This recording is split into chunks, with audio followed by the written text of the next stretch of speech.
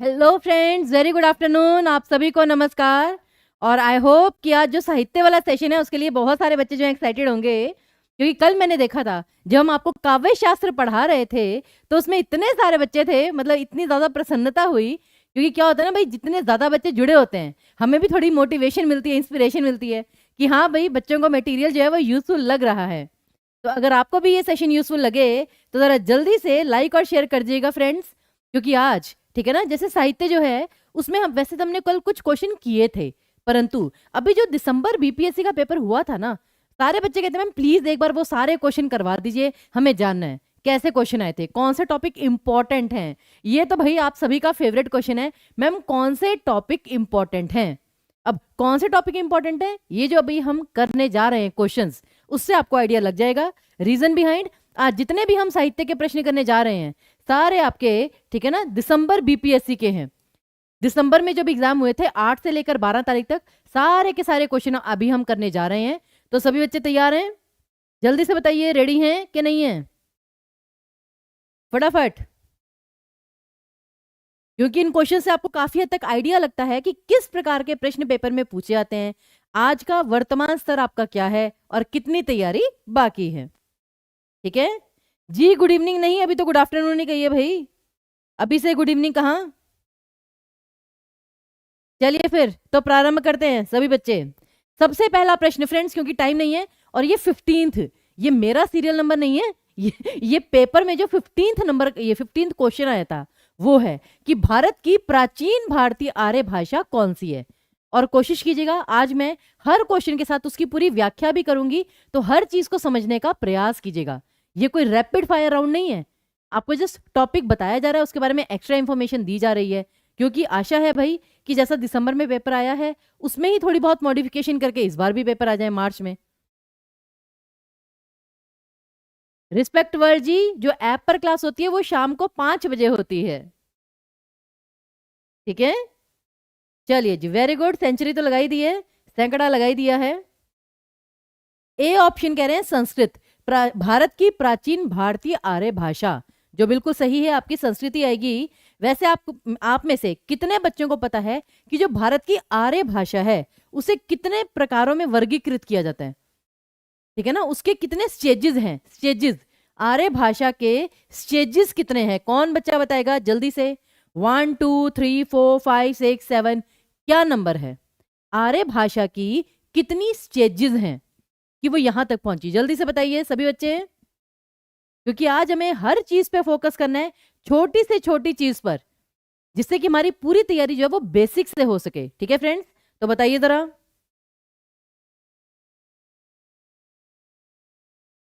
नहीं, A option तो बता दिया जी, बिल्कुल सही है, संस्कृत भारत की प्राचीन आर्य भारतीय आर्य भाषा है, लेकिन आर्य भाषा की कितनी स्टेजेस हैं कुल मिलाकर वो आपको बताना है।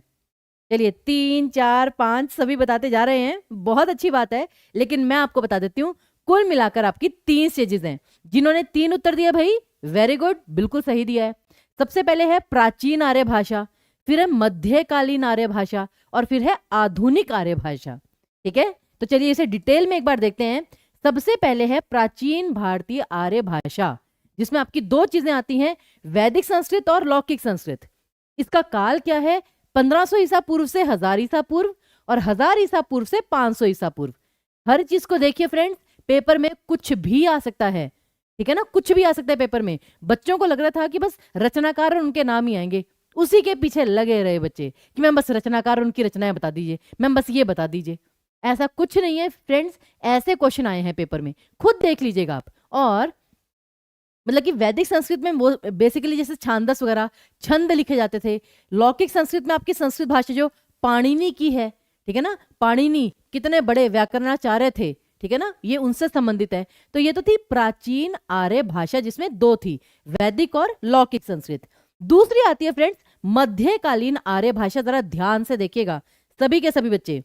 जी बिल्कुल, अभी स्टार्ट हुआ है दीपिका जी, ठीक है, संजू जी बहुत बहुत धन्यवाद। अब मध्यकालीन आर्य भाषा में देखिए कितनी आती हैं, प्रथम प्राकृत काल यानी कि पाली, द्वितीय प्राकृत काल यानी कि प्राकृत एक्चुअल वाला, और तृतीय प्राकृत काल यानी कि अपभ्रंश और अवहट, अपभ्रंश और अवहट। क्योंकि अपभ्रंश का ही थोड़ा अपडेटेड वर्जन था अवहट। ठीक है, तो देखिए अब पाली जो है उसका समय क्या था, पीछे 500 ईसा पूर्व से, ठीक है ना, ये उसके बाद फिर प्राकृत का समय, फिर अपभ्रंश का समय, ये सारा का सारा आपको समय दिया गया है। साथ ही साथ अब इनकी मुख्य विशेषताएं जो पेपर में क्वेश्चन में आपको आ सकती हैं फ्रेंड्स, ये बहुत इंपॉर्टेंट है, इसको ध्यान से देखिएगा। भारत की प्रथम देश भाषा, ये आपसे फ्रेंड्स पेपर में क्वेश्चन डेफिनेटली पूछा जा सकता है। भारत की प्रथम देश भाषा कौन सी थी? और जानते हैं 99% बच्चे संस्कृत को ही लिख कर आते हैं। हम भी मानते हैं भाई, अगर मैंने ये ना पढ़ा होता डेफिनेटली मैं भी संस्कृत ही लिख कर आती, लेकिन भारत की प्रथम देश भाषा कौन सी है? पाली। पाली, ये देखिए, इसको याद कर लीजिए फ्रेंड्स।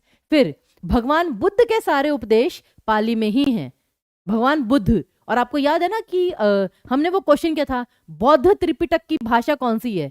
बौद्ध त्रिपिटक की भाषा वो भी आपकी पाली ही थी। तो इस चीज को सभी बच्चे याद रखेंगे।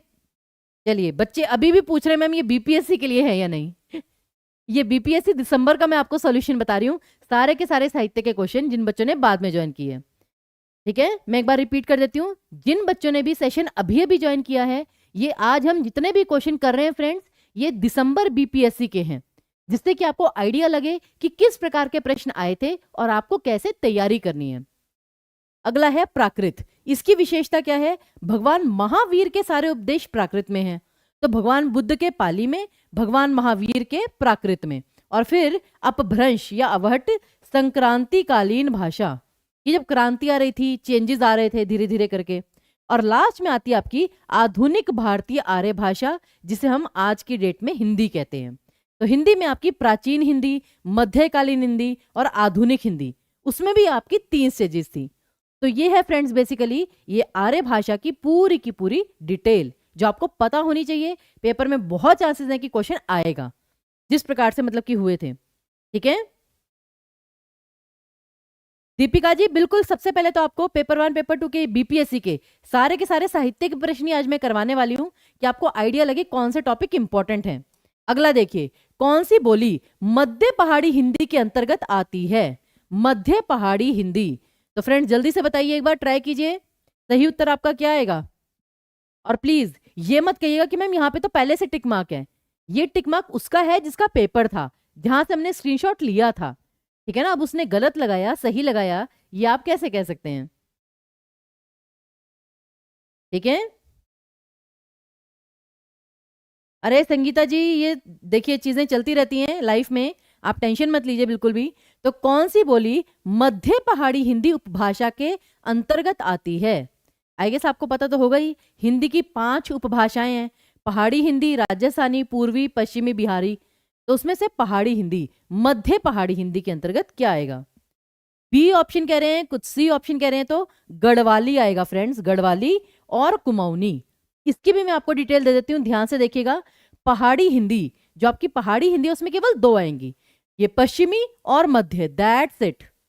इसमें कोई पूर्वी, ठीक है ना, दक्षिणी, ऐसा कुछ नहीं है, सिर्फ 2 है फ्रेंड्स, पश्चिमी हिंदी और मध्य पहाड़ी हिंदी, दैट्स इट। अब मध्य पहाड़ी के अंतर्गत, मध्य पहाड़ी के अंतर्गत आपकी जो मूल आपकी पहाड़ी भाषा कौन सी आती है? गढ़वाली और कुमाऊनी।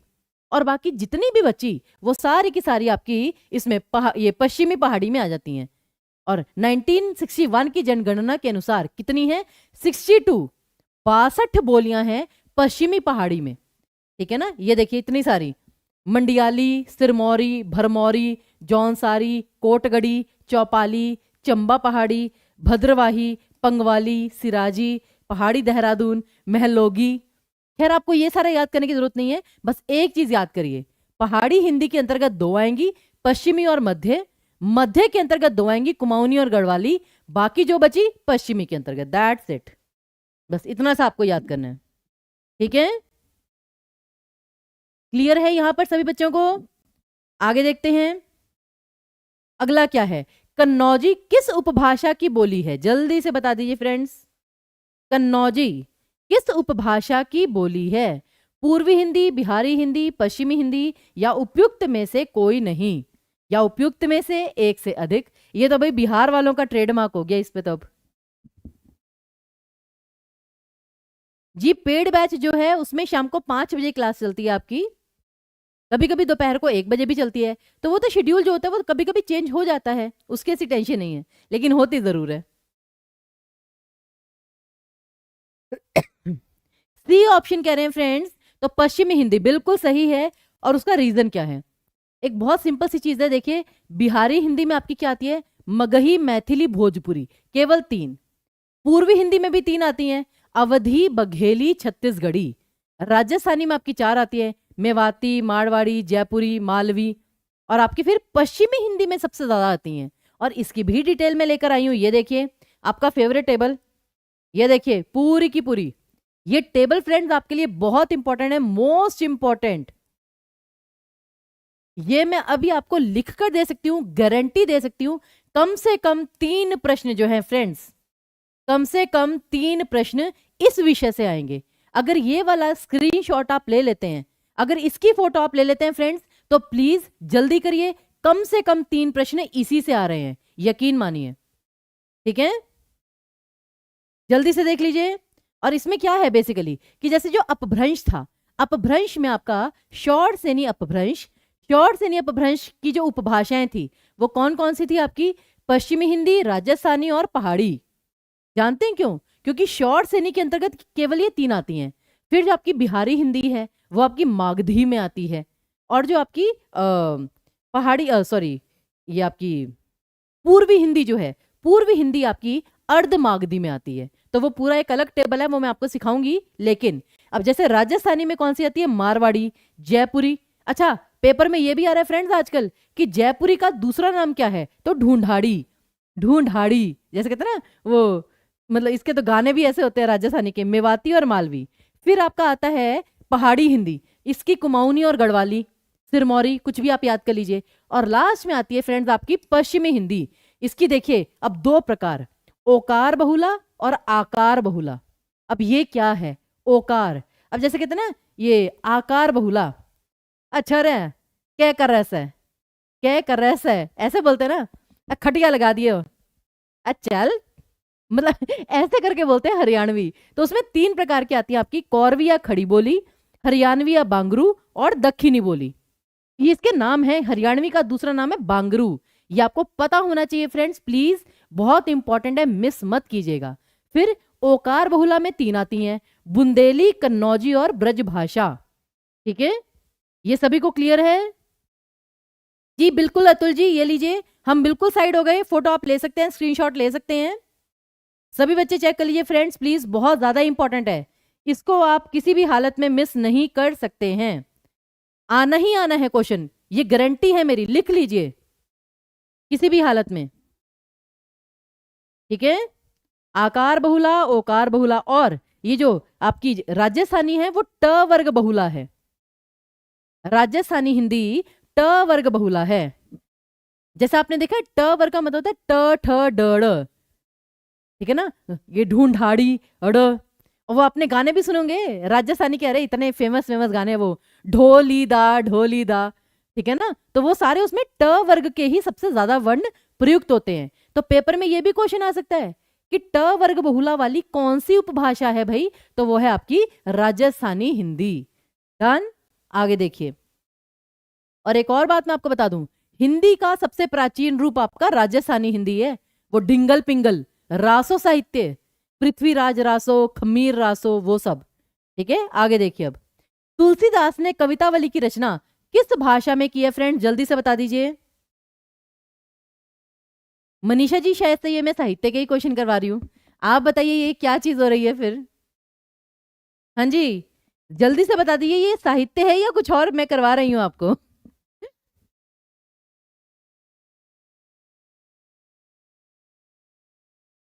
हाँ जी, ढोली दा ढोल बाजे, बिल्कुल बिल्कुल वही। डिंगल पिंगल रासो, बिल्कुल याद रखिए, ऐसे ही तभी याद होंगी चीजें। काजल जी धन्यवाद, बस करते रहिए। ब्रज भाषा, तो देखिए इसका सही उत्तर क्या है, बिल्कुल ब्रज भाषा। जानते ही एनसीईआरटी की, ठीक है ना, एनसीईआरटी से ये क्वेश्चन जैसे पूछा गया था वैसे भी मतलब इसका पूछा ही जाता है, कवितावली, दोहावली। अब जैसे कि कक्षा 10 में एनसीईआरटी में था, तुलसीदास जी का एक चैप्टर है जिसमें लिखा हुआ है कि मानस के रामचरितमानस उत्तरी भारत की जनता के बीच बहुत लोकप्रिय है। मानस के अलावा कवितावली, गीतावली, दोहावली, कृष्ण गीतावली, विनय पत्रिका आदि उनकी प्रमुख रचनाएं हैं। ठीक है ना। अवधी और ब्रज दोनों भाषाओं पर उनका समान अधिकार था।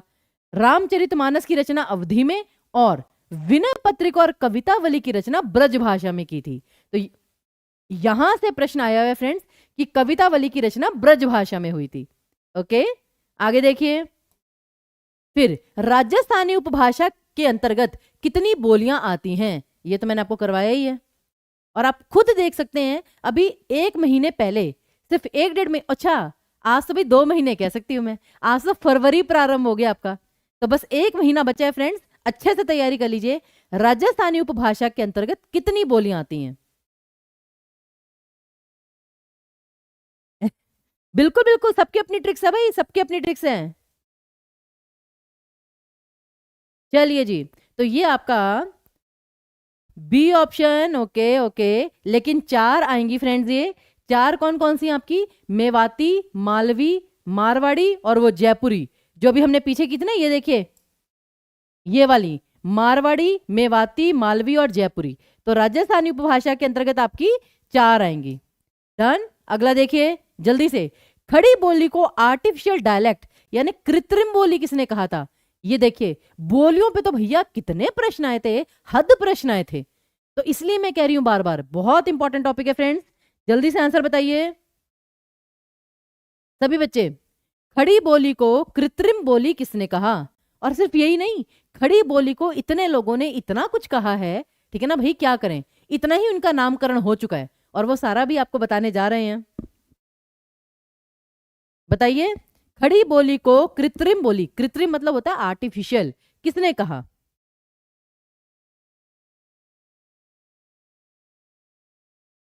सी ऑप्शन कह रहे हैं बच्चे, बी ऑप्शन कह रहे हैं, लेकिन इसका जो ऑप्शन है फ्रेंड्स,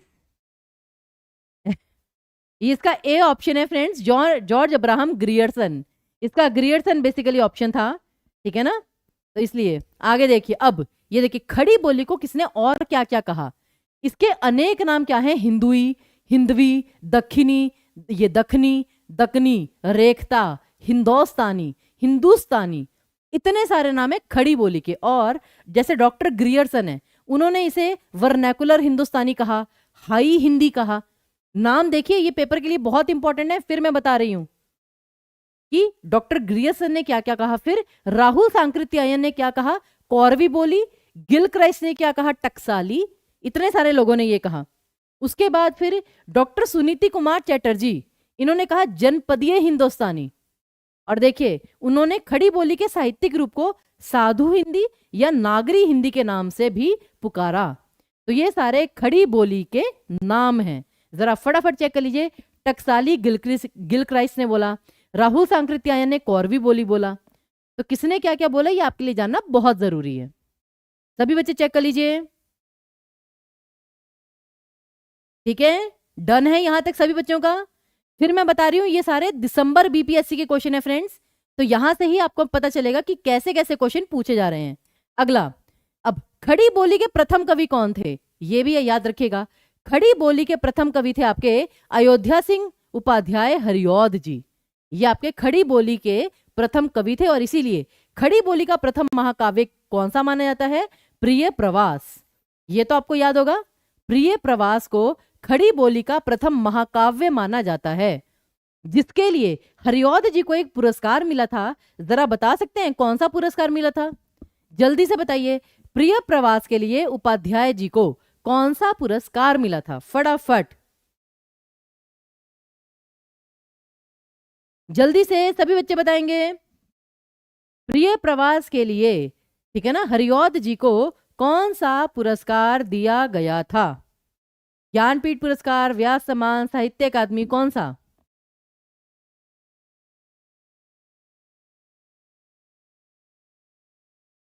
ज्योति जी, इसमें खोपड़ी घूमनी नहीं चाहिए। ये सारे आपके दिसंबर बीपीएससी के क्वेश्चन है भैया, दिसंबर 2023 के।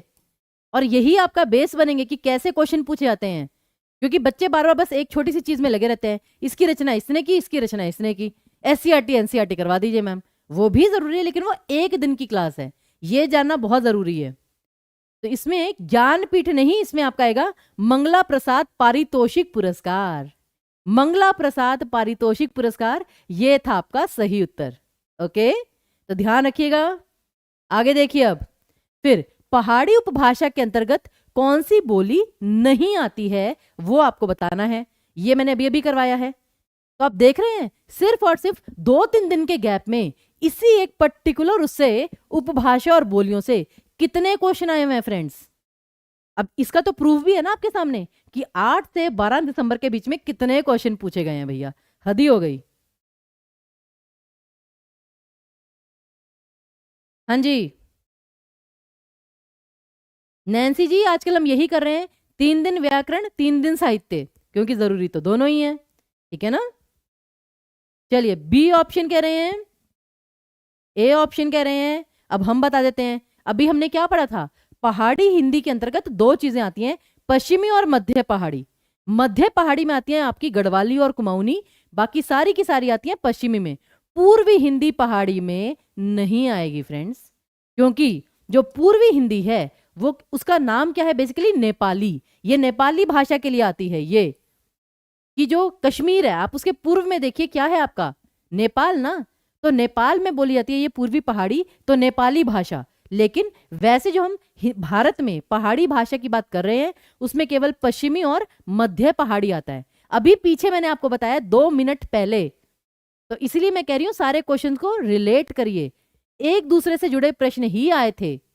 हाँ, अब डिपेंड करते हैं भाई इस बार कौन से क्वेश्चन आते हैं, लेकिन पहले आपको यह जानना जरूरी है इस बार कौन से क्वेश्चन आए थे। पूरी की पूरी समरी। अगला देखिए, दक्षिणी को अन्य किस नाम से भी पुकारा जाता है, ये भी अभी मैंने पीछे करवाया था और वही क्वेश्चन आया हुआ है, तो खुद देख लीजिए, आप समझदार हैं। सभी बच्चे देखिए, दक्षिणी को अन्य किस नाम से भी पुकारा जाता है, और ये भी बताइए ये किस उपभाषा के अंतर्गत आती है दक्षिणी, मतलब पश्चिमी हिंदी, राजस्थानी हिंदी, बिहारी हिंदी, पूर्वी हिंदी, किस हिंदी के अंतर्गत आती है ये फ्रेंड्स दक्षिणी? जल्दी से बताइए सभी बच्चे। ये पीजीटी के क्वेश्चन नहीं है जी, ये टीजीटी के क्वेश्चन है जो अभी दिसंबर में हुआ था, 8 से 12 तारीख। अब ये एक ही चीज अगर मैं बार बार बोलती रहूंगी तो उसका क्या फायदा। ठीक है ना। तो जल्दी से भाई प्यार से लाइक और शेयर कर दीजिएगा, और इसके जो कोर्सेज हैं वो सारे स्टार्ट हो चुके हैं। कोर्सेज लेने हो तो नीचे आप कमेंट बॉक्स में भी लिख सकते हैं। ओके, हरियाणवी में बिल्कुल, ये आपकी पश्चिमी हिंदी में आती है दक्षिणी। याद है ना, पश्चिमी में बता रही थी कि खड़ी बोली आकार बहुला, आकार बहुला में खड़ी बोली, हरियाणवी और दक्षिणी, और इसके अन्य नाम हिंदवी, हिंदुस्तानी, हिंदी, ये सारे हैं। उपयुक्त में एक से अधिक 3 नाम हैं इसके, हिंदवी, दक्कनी, दखनी, देहलवी, गुजरी, हिंदुस्तानी, जबाने हिंदुस्तानी, दक्षिणी उर्दू, मुसलमानी, इतने सारे नाम हैं दक्षिणी के, सोचिए, फटाफट चेक कीजिए। तो ऐसे ऐसे क्वेश्चन पेपर में आए हुए थे फ्रेंड्स, जिनको हम मतलब कि थोड़ा इग्नोर कर जाते हैं, हमें लगता है ये टॉपिक इतना इंपॉर्टेंट नहीं है, जाने दो इसे, कोई बात नहीं। और देखिए सारे क्वेश्चन वहीं से आए हुए हैं। अगला देखिए, अगला क्या है, मतलब वही क्वेश्चन, संविधान सभा द्वारा हिंदी को भारत की राजभाषा के रूप में कब स्वीकार किया गया फ्रेंड्स? ये तो मतलब जैसे कहते हैं ना, एक परम आनंद आता है, मुझे लगता है उन्हें ये वाला क्वेश्चन देने में, परम आनंद की अनुभूति। तो जल्दी जल्दी बता दीजिए सही उत्तर। ये तो बहुत सिंपल है, जल्दी से इसका उत्तर बताइए। राजभाषा के रूप में संविधान में हिंदी को कब स्वीकार किया गया था? विद्या जी बिल्कुल सही, पूनम बिल्कुल सही उत्तर आपका, प्रभात, अर्पणा very good very good, A option 14 सितंबर, ठीक है ना, 14 सितंबर 1949, यही आपका बिल्कुल सही उत्तर है फ्रेंड्स। अगला, भाषा शब्द संस्कृत के किस धातु से बना है? याद है जब आपके पास सबसे पहली आंसर की आई थी उसमें यह दिया गया था भाष धातु, जबकि ऐसा नहीं होना चाहिए। संस्कृत की जो धातु होती है वो तो ऐसे आनी चाहिए ना, भाष। तो मैं तो अभी भी इसी के पक्ष में हूं कि उपयुक्त में से कोई नहीं, कि ये आना चाहिए था भाष, षटकोण के नीचे हलंत, भाष धातु। ठीक है ना, क्योंकि जैसे सम, स और म, उसका अर्थ अलग होता है, और स और आधा म उसका अर्थ अलग होता है। ये देखिए जैसे सम का अर्थ अलग होता है, सम का मतलब अलग होता है। तो इसी प्रकार से सही उत्तर आपका ये आना चाहिए था, ठीक है ना। मतलब मैं तो ये मानती हूँ, देखिए, और इसका लॉजिक भी आप सभी मानते हैं। मुझे लगता है बहुत सारे बच्चों ने यही कहा था कि मैम हम तो यही सोच के गए हैं। तो आपको मतलब अपनी नॉलेज पे टिके रहना है, मैं तो यही कहूंगी। ठीक है जी, चलिए। पुरानी हिंदी नामकरण किसने किया? ये तो सभी बच्चे खुश हो गए थे ये क्वेश्चन देखकर। फटाफट आंसर बताइए, देखते हैं आज हम कितने क्वेश्चन कर सकते हैं। जी सोनम, मैं जानती हूं कि जो बीपीएससी वाले हैं उन्होंने ये वाला ए ऑप्शन माना था, जो मुझे लगता है कि नहीं मानना चाहिए था वैसे, ठीक है ना। लेकिन बाकी तो खैर अभी थोड़ा सा टाइम है, एक बार चेक कर लेते हैं कि वो मतलब इसको रिवाइज करके भाष माना है या नहीं माना है। अब पुरानी हिंदी नामकरण किसने किया, जल्दी से बता दीजिए। चंद्रधर शर्मा गुलेरी जी, इंशाअल्लाह खां, ग्रियर्सन या फिर क्योन? ए ऑप्शन चंद्रधर शर्मा गुलेरी जी, बिल्कुल सही। इन्होंने ही, ठीक है ना, हिंदी पुरानी हिंदी नामकरण किया था। अगला देखिए, अपभ्रंश के प्रथम कवि कौन है? यह भी बिल्कुल सिंपल, जल्दी जल्दी। अपभ्रंश के प्रथम कवि कौन है और उनकी प्रमुख रचना का नाम भी लिखिएगा सभी बच्चे, कि जो अपभ्रंश के प्रथम कवि हैं वो कौन है और उनकी सबसे फेमस रचना कौन सी है, जल्दी से लिखिए।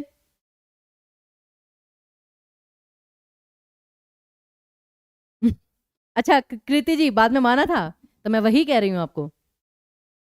स्वयंभू जी, कल्पना जी, बिल्कुल सही उत्तर दिए हैं। बी ऑप्शन ही आएगा आपका। अपभ्रंश के प्रथम कवि थे आपके स्वयंभू। ओके, और स्वयंभू जी की कोई प्रसिद्ध रचना का नाम जरा बताइए। स्वयंभू जी की प्रसिद्ध रचना कौन सी थी, यह भी आपको पता होना चाहिए। याद है किसी बच्चे को?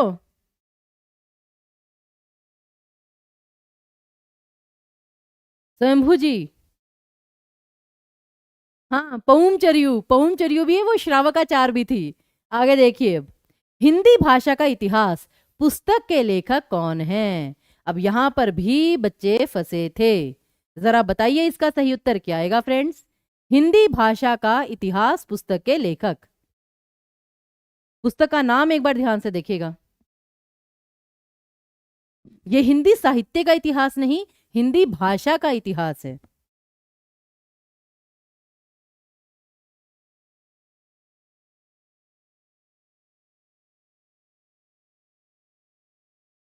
जी वेरी गुड, वेरी गुड, बिल्कुल सही।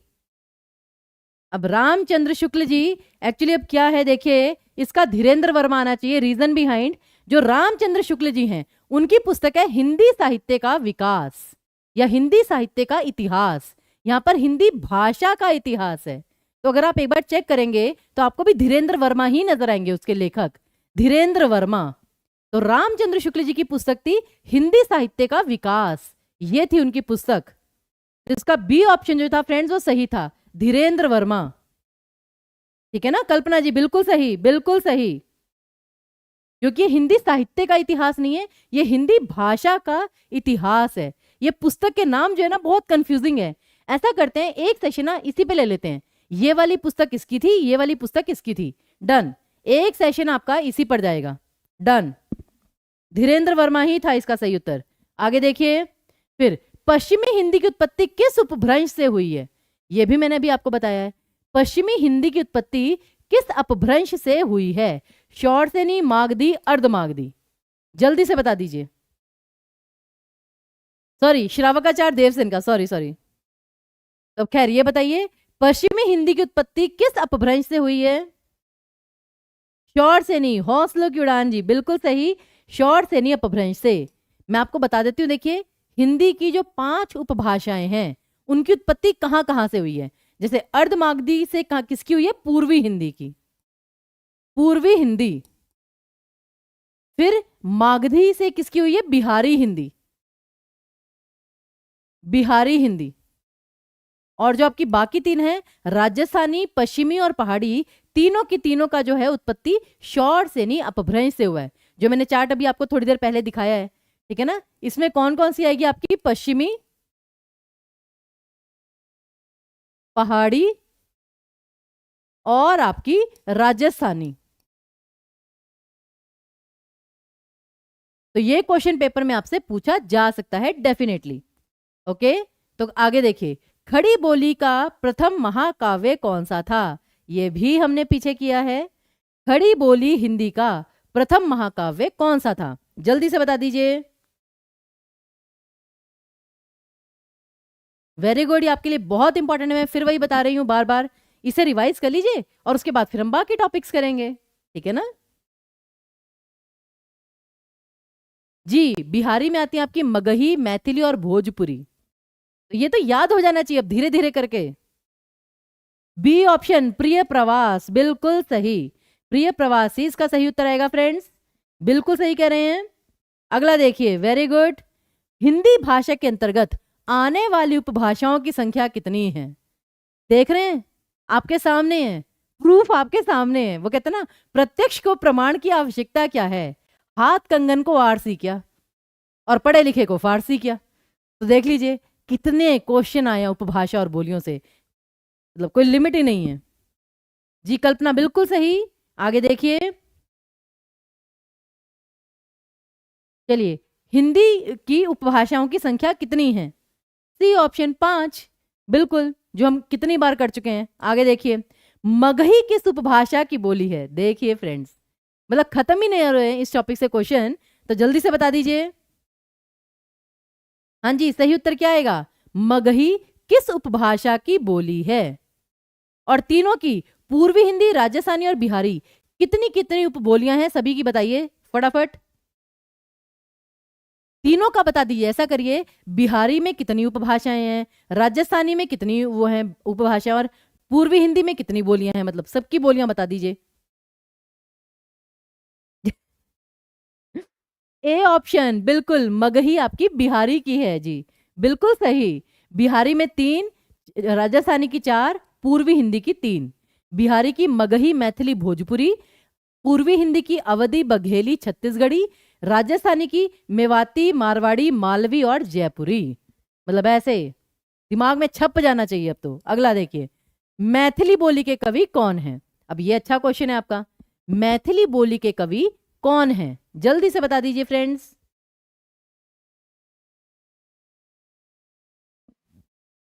नंददास, विद्यापति, अमीर खुसरो, उपयुक्त में एक से अधिक या उपयुक्त में से कोई नहीं।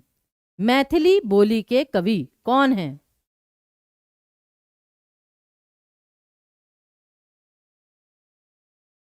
जी देखिए, पूरे पूरे चांसेस हैं, और जहां तक मेरा मानना है कि ये तो आपका चुनावी वर्ष है, तो मुझे लगता है कि अगर कोई अनाउंसमेंट हुई है तो वो पूरी जरूर होगी। क्योंकि अगर अनाउंसमेंट पूरी ना हुई, बच्चों के मन में उम्मीद जगाकर अगर बच्चों को परेशान किया, तो ठीक है ना, अथॉरिटीज के लिए ही वो हो सकती है इश्यू। तो इसलिए मैं तो कहूंगी भाई पूरी तैयारी कीजिए, पूरे पूरे चांसेस हैं। विद्यापति जी बिल्कुल सही कह रहे हैं। विद्यापति जी को मैथिल कोकिल के नाम से भी जाना जाता है। याद है ना, याद है मैंने बताया था इन्हें मैथिल कोकिल, कोकिल मतलब कोयल। तो जैसे भारत कोकिला लता मंगेशकर जी को कहा जाता है, मैथिल कोकिल विद्यापति जी को कहा जाता है। अच्छा एक बात बताइए, जो विद्यापति जी हैं वो हिंदी साहित्य के किस काल के अंतर्गत आते हैं? आदिकाल, पूर्व मध्यकाल यानी भक्ति काल, फिर रीतिकाल या आधुनिक काल?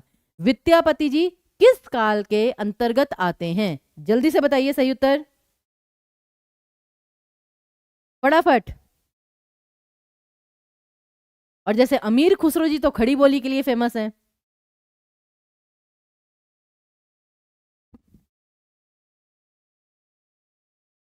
दीपिका जी वहां पर भी क्या कहते हैं पेड क्लास में, ठीक है ना, हमें ये साहित्य तो पूरा का पूरा करना ही है, पिछली बार भी हमने किया था, लेकिन अभी बस ग्रामर के कुछ टॉपिक रह गए हैं, तो कुछ कुछ ग्रामर के खत्म हो जाएं, फिर लिटरेचर ही लिटरेचर होनी है। चलिए, आदिकाल बिल्कुल सही, विद्यापति जी आदिकाल से संबंधित हैं। विद्यापति, सरहपा, स्वयंभू, पुष्पदंत, ये सारे के सारे आपके आदिकाल के कवि हैं। आगे, अवधि का लोकप्रिय महाकाव्य कौन सा है? ये तो भाई सभी बच्चे जानते हैं, अवधि का सबसे लोकप्रिय महाकाव्य कौन सा है? ये पेपर में क्वेश्चन आया था, तो आपको याद है ना, सारे बच्चे कहते मैम साहित्य तो बहुत ही आसान आया, बहुत ही आसान आया। तो बस यही वाले क्वेश्चन आए थे सारे साहित्य में। जी बिल्कुल नैन्सी जी, जो आप कह रहे हैं भूतकाल, वर्तमान काल, भविष्य काल, उसका भी क्वेश्चन आपको करवाएंगे, पूरी थ्योरी करवाएंगे, चिंता मत करिए, ठीक है। तो पहले इसका उत्तर दीजिए। अवधी भाषा का सबसे लोकप्रिय महाकाव्य कौन सा है? ये तो बहुत फेमस है। C option Ramcharitmanas. कोई कैसे भूल सकता है जी। आगे देखिए। अच्छा, एक और बात, ठीक है ना, रामचरितमानस का हृदय किस कांड को कहा जाता है? किष्किंधा कांड, बाल कांड, उत्तरकांड, सुंदरकांड, किसे कहा जाता है रामचरितमानस का हृदय? सभी बच्चे बताइए फटाफट। ये भी एक इंपॉर्टेंट क्वेश्चन है कि रामचरितमानस का हृदय किसे कहा जाता है, मतलब किस कांड को कहा जाता है। और रामचरितमानस में कुल कितने कांड हैं ये भी बताइए। ये आपके लिए जानना बहुत जरूरी है कि रामचरितमानस में कुल कितने कांड हैं। फटाफट जी। बिल्कुल, भाषा, उपभाषा और बोलियों पर आई गेस परसों सेशन है फ्रेंड्स। परसों इसी विषय पर सेशन है आपका, भाषा, उपभाषा और बोलियों पर। सुंदरकांड को नहीं कहा जाता है, मैं जानती थी आप सुंदरकांड ही लिखेंगे। रामचरितमानस का हृदय, हृदय जानते किसे कहा जाता है? अयोध्या कांड को, अयोध्या कांड। क्योंकि ठीक है ना, अयोध्या कांड में क्या है कि जब जो राम जी थे वो बच्चे थे, किस प्रकार से वो मतलब कि जैसे बड़े होकर उन्होंने मतलब उनका राज तिलक होने वाला था। फिर राज तिलक होते होते कैकेयी माता ने मतलब उनके पिता से ठीक है ना अपनी वो जो ख्वाहिशें हैं वो मांगी, उनकी इच्छाएं मांगी। फिर वो कैसे राज तिलक छोड़कर ठीक है ना वनवास की ओर प्रस्थान किया उन्होंने। ये सारा का सारा आपका अयोध्या कांड में आता है। और यहीं पर तो श्री राम जी का जो चरित्र है वो दिखता है सबसे ज्यादा। तो इसलिए रामचरितमानस का हृदय अयोध्या कांड को कहा जाता है। ओके, 7 कांड हैं, बिल्कुल सही, वेरी गुड। अगला देखिए। अगला है आचार्य रामचंद्र शुक्ल ने हिंदी साहित्य चलिए इसका आंसर मैंने ही बता दिया, काम ही खत्म। वो कहते भाई बच्चों से बहुत सवाल पूछ लिए, थोड़े आंसर मैम भी दे दें। तो आचार्य रामचंद्र शुक्ल ने हिंदी साहित्य के इतिहास के आधुनिक काल का नामकरण क्या किया था? तो फ्रेंड्स ये वाला क्वेश्चन भी इंपॉर्टेंट है कि किस मतलब हर काल को क्या क्या नाम दिया गया, किस किसने क्या क्या नाम दिया, ये भी आपको पता होना चाहिए। ओके, चलिए। तो गद्य काल, गद्य काल जो है वो रामचंद्र शुक्ल जी ने दिया था। और मैं आपको एक और बात बता दूं फ्रेंड्स, जिन बच्चों को नहीं पता, ये जो हिंदी साहित्य का काल है यहाँ पे दोहरे नामकरण की परंपरा, दोहरा नामकरण, दोहरे नामकरण की परंपरा आपके आचार्य रामचंद्र शुक्ल जी ने ही स्टार्ट की थी। क्योंकि आपको पता है रामचंद्र शुक्ल जी कभी टिककर तो बैठ नहीं सकते थे। जितने भी कथन हैं, जितनी भी आलोचनाएं हैं, वहां पर इनकी भागीदारी जरूर होती है। वो तो आप सभी जानते हैं ना कि ऐसा हो नहीं सकता साहित्य का कोई विषय हो और उसमें शुक्ल जी का नाम ना आए। तो उन्होंने ही क्या किया कि जैसे आदिकाल, पूर्व मध्यकाल, उत्तर मध्यकाल और आधुनिक काल, एक तो ये नामकरण दिया। फिर गद्य काल जो आधुनिक काल को कहा जाता है। फिर आपका ये रीति काल, भक्ति काल, ये सारे रामचंद्र शुक्ल जी के ही दिए हुए थे। तो दोहरे नामकरण की परंपरा शुक्ल जी ने प्रारंभ की थी। अब जैसे देखिए यहां पर विभिन्न कालखंडों के नाम, जिस बच्चे को नहीं पता कृपया करके देख लीजिए, ये भी बहुत इंपॉर्टेंट है। ये देखिए आदिकाल के सबसे ज्यादा नाम है फ्रेंड्स, जैसे कि वीर गाथा काल शुक्ल जी ने दिया, आदिकाल, चारण काल, बीज वपन काल, सिद्ध सामंत युग, आरंभिक काल, प्रारंभिक काल। फिर देखिए जो पूर्व मध्य काल था उसे भक्ति काल कहा गया, स्वर्ण काल कहा गया, जो जॉर्ज ग्रियर्सन ने कहा था स्वर्ण काल। उसके बाद उत्तर मध्य काल यानी कि रीति काल, रीति काल, अलंकृत काल, श्रृंगार काल, कला काल, और आधुनिक काल को गद्य काल और वर्तमान काल। तो ये सारे के सारे आपके नामकरण हैं जो बहुत महत्वपूर्ण हैं। ओके, जहां ना पहुंचे रवि वहां पहुंचे शुक्ल जी, बिल्कुल सही कह रहे हैं जी, बिल्कुल सही, आई फुल्ली एग्री। क्योंकि कवि तो बहुत सारे हुए कि जहां ना पहुंचे रवि वहां पहुंचे कवि, कवि तो बहुत हुए, लेकिन शुक्ल जी जैसा नहीं हुआ व्यक्ति कोई, जो आलोचनात्मक मतलब लेखक थे उनके जैसा भैया कोई ना हुआ। तो जल्दी से बता दीजिए सभी बच्चे।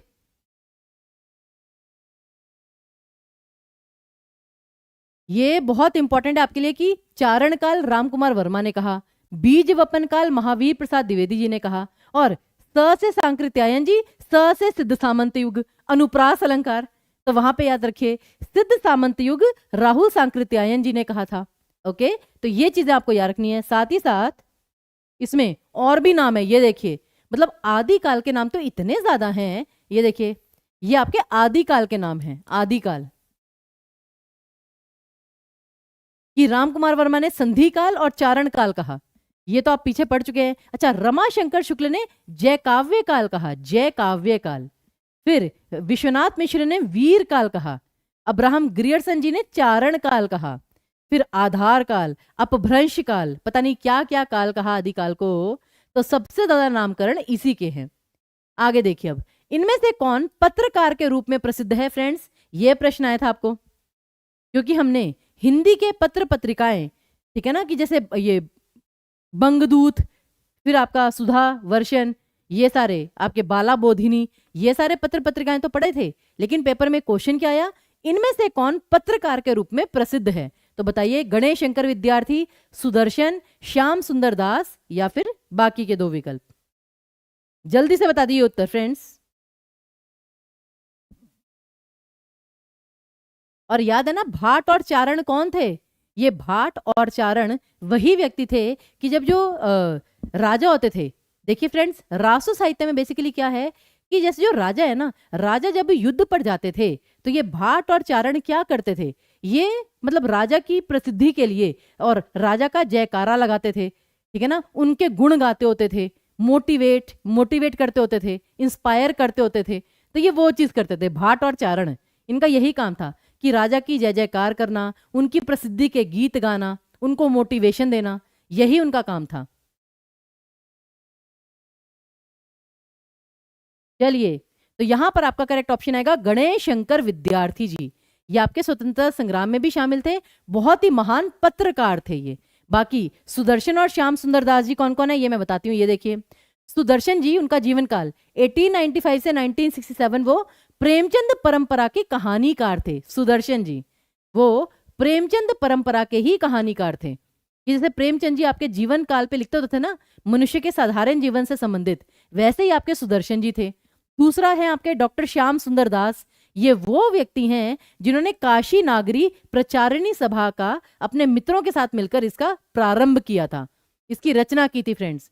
तो ये जो काशी नागरी प्रचारिणी सभा है ना, ये बहुत इंपॉर्टेंट है, पेपर में बहुत बार पूछा जाता है कि इसकी स्थापना कब हुई। तो 1893, ये वर्ष आपको याद करना है, काशी नागरी प्रचारिणी सभा, ठीक है। तो गणेश शंकर विद्यार्थी आपके वो व्यक्ति हैं जो कि एक पत्रकार के रूप में थे, कि भारतीय पत्रकार, भारतीय राष्ट्रीय सम्मेलन के नेता और स्वतंत्रता आंदोलन के कार्यकर्ता, ठीक है। तो तीनों के बारे में पूरी पूरी जानकारी है फ्रेंड्स, ये आपके लिए बहुत इंपॉर्टेंट है। साथ ही साथ इस सेशन के बाद आपको मॉक टेस्ट पेपर का लिंक भी दिया जाएगा, तो कमेंट बॉक्स में अपने आंसर बताइएगा जरूर कि आपके कितने मार्क्स आए आज, ठीक है। चलिए जी, बच्चे कह रहे हैं मैम इसकी पीडीएफ प्रोवाइड करवा दीजिए। जी बिल्कुल प्रोवाइड करवा देंगे, टीचिंग परीक्षा के टेलीग्राम चैनल पे मिलेगी वो। ओके, आगे देखिए, अगला क्या है। ओ, इसमें तो बच्चे ने टिकमा किया हुआ है, खैर आप चेक करिए। ये सारे पेपर वाले ही क्वेश्चन सुमेल करना है। Shiv Singh Saroj, modern vernacular literature of Hindustan, Hindi साहित्य का इतिहास। और अब देखिए, याद है अभी हमने पीछे पुस्तक का नाम क्या किया था, हिंदी भाषा का इतिहास, और यह है हिंदी साहित्य का इतिहास। तो हिंदी साहित्य का इतिहास के लेखक है रामचंद्र शुक्ल जी, लेकिन वो था हिंदी भाषा का इतिहास। तो केवल एक शब्द से कैसे कि पूरा का पूरा आंसर बदल जाता है, वो आपके सामने है, तो ध्यान से देखिएगा जरा। फिर वही चीज कि प्रत्यक्ष को प्रमाण की आवश्यकता क्या है, हाथ कंगन को आरसी क्या, तो देख लीजिए।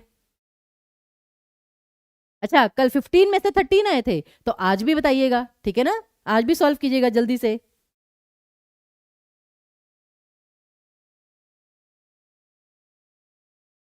तो ट्राई कीजिए सभी बच्चे। मिश्र बंधु विनोद, मतलब ये तो मतलब जैसे कहते हैं ना, रचनाएं भी अगर मुश्किल दी होती, अब सभी को पता है भैया मिश्र बंधु विनोद मिश्र बंधु ने ही लिखी है, तो मतलब इतना सिंपल पेपर दिया था कि क्या ही कहें। सी ऑप्शन कह रहे हैं जो बिल्कुल सही था आपका, ठीक है ना, कि जो ये डी का टू आपका यहीं पर है। ये दो ऑप्शन तो पहले ही कैंसिल हो गए थे। इस तरह से आप ऑप्शन टिक मार्क करते हैं। और ये भी याद रखिएगा प्लीज, यहां पर सभी बच्चे एक बात जरूर ध्यान रखिएगा, क्या होता है कि अगर आपको जैसे शिव सिंह सरोज जी की ये किसकी रचना है, शिव सिंह सेंगर जी की, तो आपको पता है कि ए का 4 आएगा, और ए का 4 केवल और केवल सी में है, ए और बी में तो है नहीं। अब या तो उत्तर ये आएगा या ये, लेकिन कम से कम आपके दो ऑप्शन तो हटे ना। ये बात होती है कि कैसे आपको ऑप्शन एलिमिनेट करने हैं और सही आंसर तक पहुंचना है। फिर modern vernacular literature of Hindustan, ये तो सभी को पता ही है, ग्रियर्सन जी की पुस्तक थी, ठीक है ना। आगे देखिए, अब इनमें से कौन व्याकरणाचार्य नहीं है, ये वाला क्वेश्चन आया था। व्याकरणाचार्य अर्थात जिन्होंने व्याकरण के ऊपर अपनी मतलब कि ऐसे पुस्तक वगैरह या शोध वगैरह नहीं किया, वो व्याकरणाचार्य नहीं थे जी। पीआरटी के लिए ये क्लास देखिए, जो हमने टॉपिक किया ना वो उपभाषा और बोलियों वाला या फिर नामकरण वाला, वो वाला पीआरटी के लिए फिर भी यूजफुल हो सकता है, लेकिन जैसे इतना डिटेल में ये शायद से इतना नहीं आएगा, या फिर ये क्वेश्चन फिर भी आ सकता है, ठीक है। आगे देखिए, A option, D option, C option, लेकिन करेक्ट ऑप्शन है आपका रामविलास शर्मा जी, क्योंकि ये ठीक है ना, रामचंद्र शुक्ल जी की भांति एक आलोचक थे।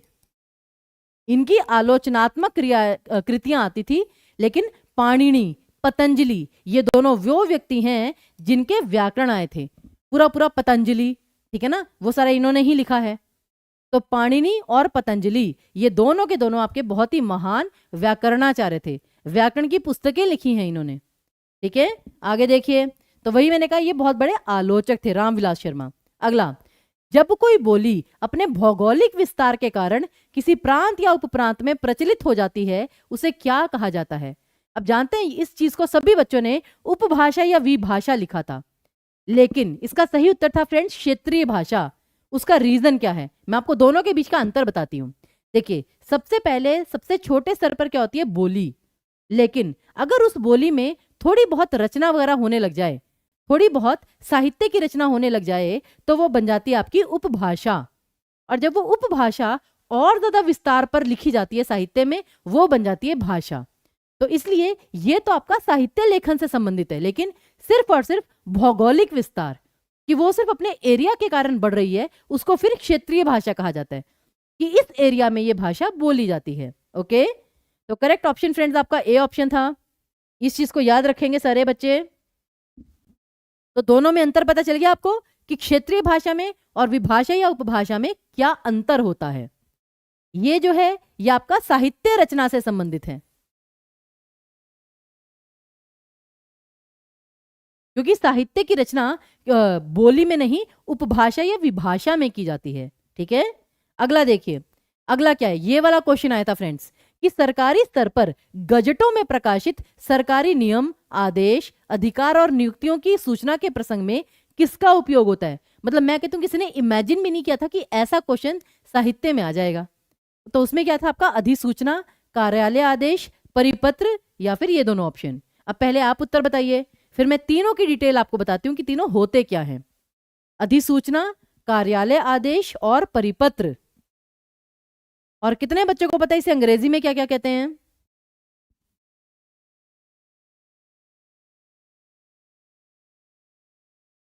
जी रागिनी जी मैं जानती हूँ, उन्होंने जैसे सी भाषा, सी ऑप्शन को कहा था उपभाषा, लेकिन वही है कि अगर आप परिभाषा पढ़ेंगे तो मुझे लगता है ये करेक्शन में जाना चाहिए था क्वेश्चन, कि मतलब कैसे उन्होंने उपभाषा कहा। उपभाषा तो वो होती है जो साहित्यिक रचना से संबंधित होती है, तो वही इतनी सारी करेक्शन थी उसमें। अधिसूचना, सबसे पहले तो आपका करेक्ट ऑप्शन ए ऑप्शन आएगा। उसका रीजन क्या है फ्रेंड्स, अधिसूचना क्या होती है, नोटिफिकेशन, और ये अधिसूचना जो होती है वो गजट में प्रकाशित होती है, समाचार पत्रों में नहीं। ये अधिसूचना का एक मेन पॉइंट है, याद करिए सभी बच्चे। अधिसूचना जो है वो गजट में प्रकाशित होती है, लेकिन समाचार पत्र में नहीं। तो देखिए, सबसे पहले अधिसूचना नियुक्तियों, पुनर्नियुक्तियों, ठीक है ना, प्रतिनियुक्तियों, नियमों, आदेशों, स्थानांतरण, छुट्टी, प्रशिक्षण, सेवानिवृत्ति, निधन आदि की सरकारी सूचना को अधिसूचना या विज्ञप्ति कहते हैं। विज्ञप्ति, अधिसूचना गजट में प्रकाशित होती है, समाचार पत्रों में नहीं। ये पूरी जानकारी इसके बारे में है। आदेश राजपत्रों के विशेष अंक में प्रकाशित होते हैं, इसमें प्रेषक का उल्लेख नहीं होता है कि किसने लिखा है। सूचना पाने वाले अधिकारी या कर्मचारी को पृष्ठांकन से एक प्रति भेज दी जाती है।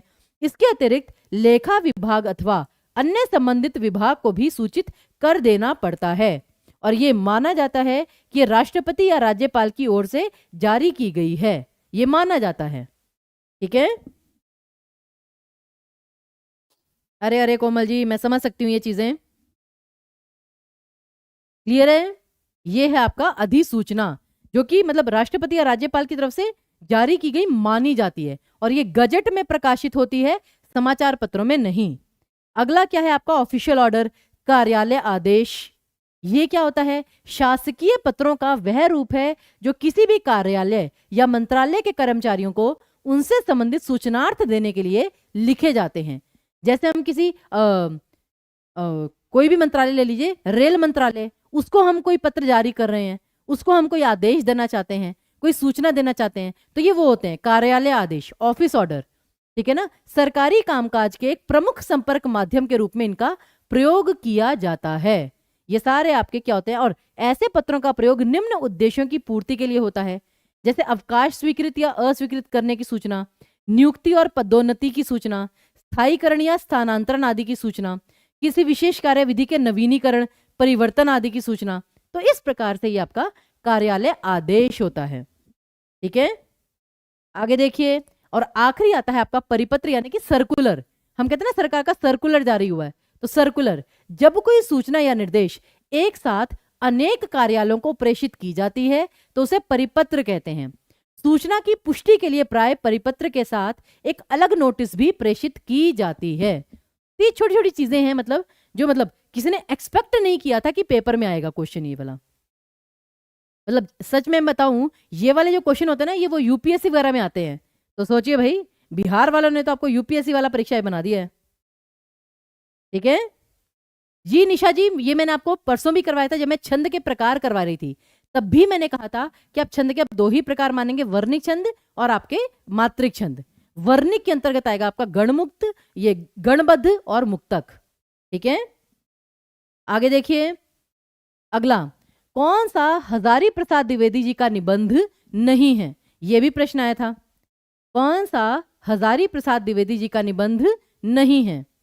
मजदूरी और प्रेम, कुटज, अशोक के फूल, उपयुक्त में से एक से अधिक, या उपयुक्त में से कोई नहीं। जल्दी जल्दी उत्तर दीजिए सभी बच्चे। शिप्रा जी आप कह रहे हैं कैसे तैयारी हो पाएगी? तो हम हैं ना। उपभाषा बोलियां, आज आपने देखा कितने क्वेश्चन आए हुए, तो उसका सेशन कल या परसों में ही है आपका, अभी दोपहर को 3 बजे टीचिंग परीक्षा के चैनल पर।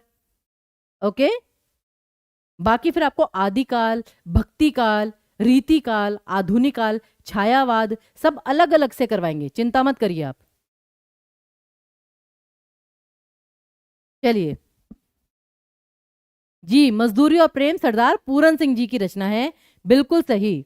तो ए ऑप्शन आपका करेक्ट था, ये सरदार पूरन सिंह जी की रचना है। सॉरी, यहाँ पे ये सरदार पूरन सिंह जी का निबंध है, निबंध, ये आपका एक निबंध है।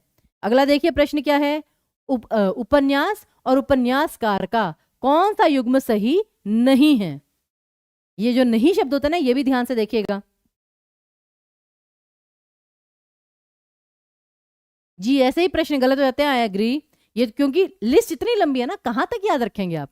अब जैसे आप भारतेंदु जी का देखते हैं, महादेवी वर्मा जी का देखते हैं, जयशंकर प्रसाद जी का देखते हैं, सरदार पूरन सिंह जी का मतलब कि इतना ज़्यादा फेमस नहीं है, इसलिए ज़्यादा मतलब ध्यान नहीं गया उस पर, लेकिन उन्हीं की जो रचना है वो पूछ ली गई। तो वही है कि ये तो फिर मतलब जैसे कहते हैं ना कि चांस की बात है, लक की बात है कि आपने कुछ पढ़ा और पेपर में वही आ गया, या फिर आपने सब कुछ पढ़ा, जरा सा छोड़ा और वहीं से क्वेश्चन आ गया। तो कुछ बात किस्मत की भी होती है। तो देखिए, उपन्यास और उसके रचनाकार का कौन सा युग्म सही नहीं है?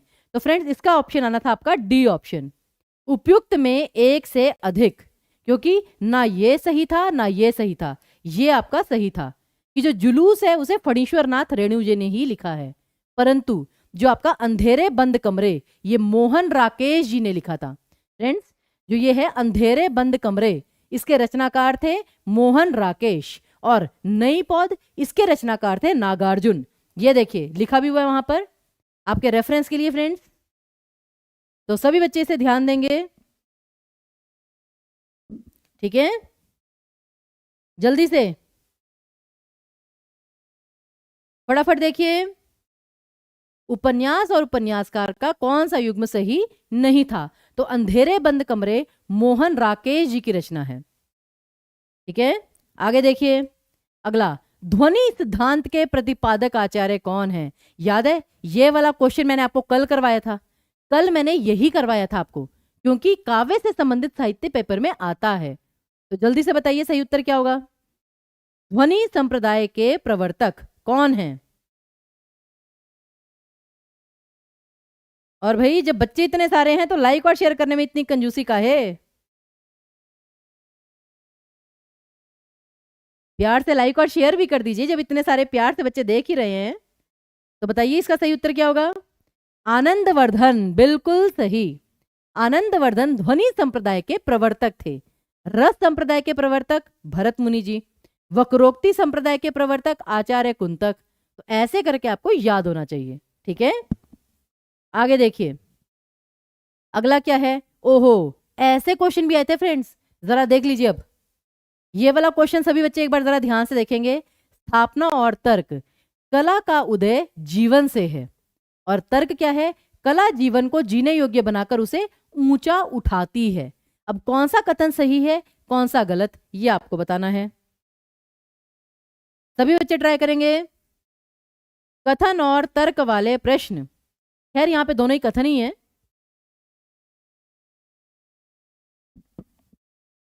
कौन सा सही है, कौन सा गलत? चलिए, जो बच्चे नए हैं बहुत अच्छी बात है जी, welcome.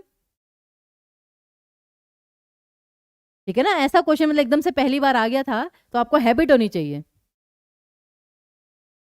Ji Naveen ji, A option कह रहे हैं कि दोनों सही हैं, और वो बिल्कुल सही है, क्योंकि कला का उदय जीवन से है। कला कहाँ से आती है भाई? अगर आप कोई पोएट्री लिख रहे हैं, कोई उपन्यास लिख रहे हैं, कोई कविता लिख रहे हैं, वो जीवन के आधार पर ही तो लिखते हैं ना।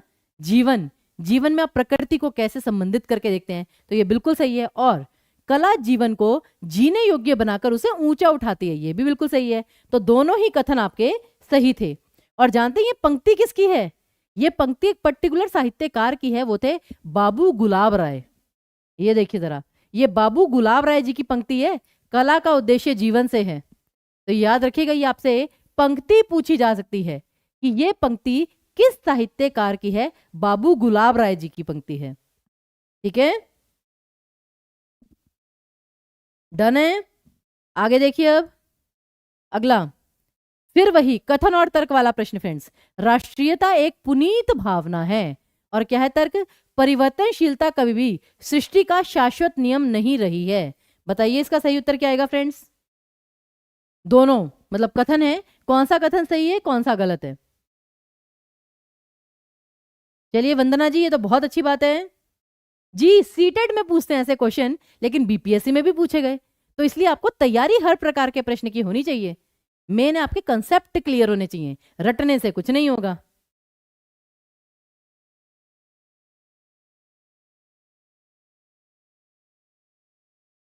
हाँ, गेहूं बनाम गुलाब, क्या बात है, क्या बात है जी, बहुत अच्छी बात है।